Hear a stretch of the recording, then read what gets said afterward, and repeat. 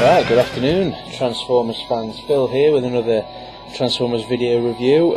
Today I will be reviewing Transformers Universe Classics 2.0 Ultra Class Stormcloud.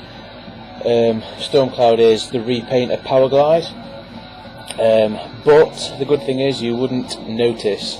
I had this guy and Powerglide next to each other in the boxes in the shop, just trying to figure out which one to buy, and especially with this nose cone design here, I couldn't, just because of the paint job. It's the same sculpt as far as I can tell, but just because of the different paint jobs, this looked like a different figure.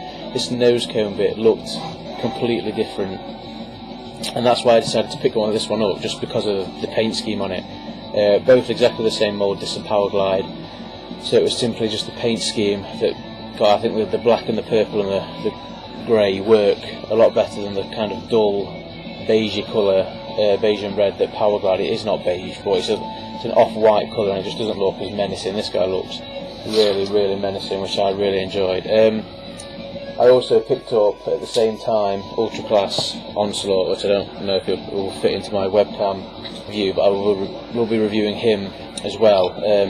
So yeah, on to the review. As I said, first impressions, really good. I really do like this figure. 3 bits of landing gear, they don't really roll that well. It catches on this gun.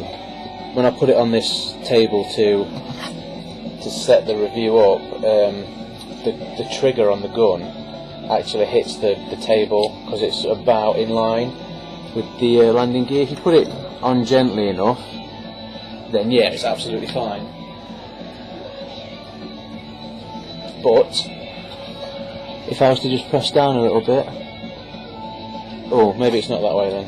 Okay, let me just turn it around so it's a bit easier to see. Oh, come on. Oh, well, bugger me. Now that I've got the camera on, it's decided not to do it. Anyway, maybe that's a good thing, but it has in the past, just to warn you. Oh, there we are, it's fired, look.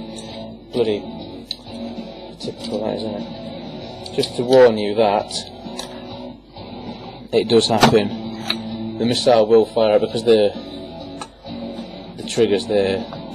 Oh, there we are, it's done it. A bit of force. But so anyway, yeah. Vehicle mode.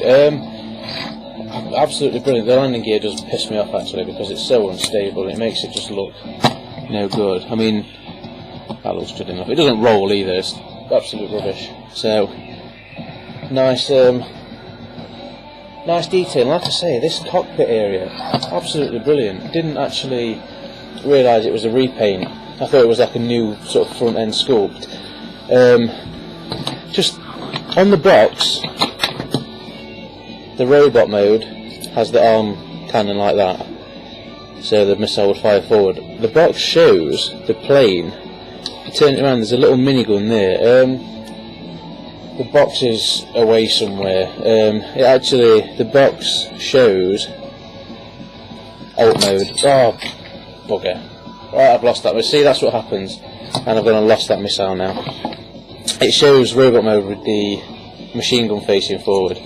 So I'll come to that in a minute. But yeah, great vehicle mode. Decepticon symbols on the wings. MM89, I don't know if that's the style of plane or not, but yeah, 2 like jet boosters that form the arms. Great news. So these are the legs.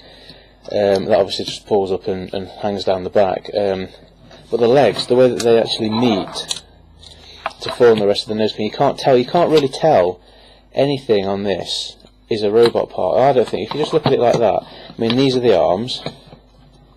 These become the feet, and then the head is.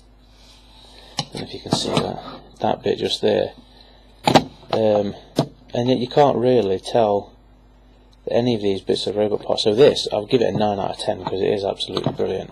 Transformation's fairly simple. I apologise if I miss any of this, if I don't get it in camera properly, but I'm on the webcam and the computer's sort of next to me but facing in the wrong direction, so I'll keep checking to make sure that I've got it in shot. But for the moment, actually no. Make sure you, oh, I forgot the noises, what a knob.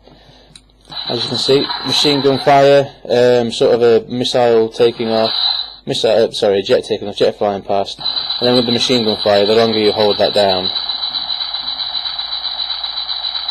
keep that on for as long as you want.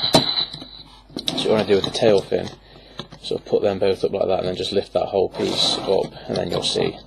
That's it. So what you want to do is there, split these legs apart, pull them down, turn them that wrong way, turn them that way. Then you sort of just pull them down, and then this little waist section here, sort of just diagonally, it sort of folds into each other. You have to sort of move this tail section out of the way. Get the wing out of the way as well. And that just clips in there, that's where you get the sound. Take it apart, you get the reverse transformation sound. So, come on, there you are, in, out. You might hear that noise a few times as well, which is rather annoying, and again you might catch the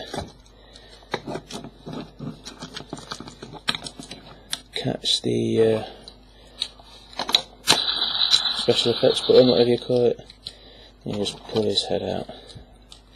So there you have sort of the main bulk of Stormcloud.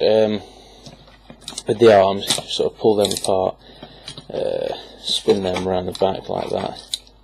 And I have, what you have here, I don't know if you'll see that, there's a little slot there, and a little peg there. And they lift up and they're supposed to slot in. This one, his excuse me, his left arm pegs in quite well. His excuse me, I've got hair in my mouth. His right arm doesn't quite peg in as sturdy, but it still stays there fairly well.